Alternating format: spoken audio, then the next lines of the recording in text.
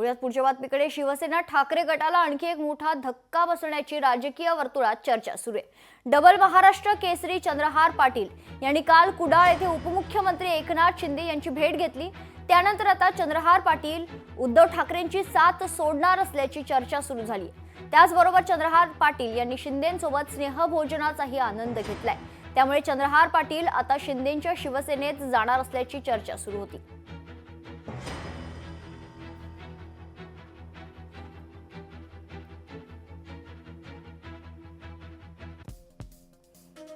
मी माझ्या वैयक्तिक कामानिमित्त रत्नागिरी येथे गेलो असताना माझे मित्र उदय सामंत यांनी मला स्नेहभोजनाचं आमंत्रण दिलं असं ट्विट चंद्रहार पाटील यांनी केलंय.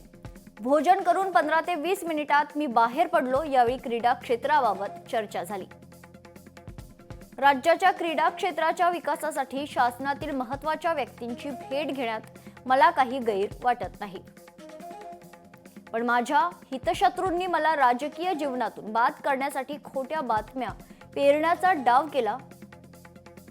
या हितशत्रूचा बंदोबस्त केलेला लवकरच जनतेला पाहायला मिळेल हे नक्की.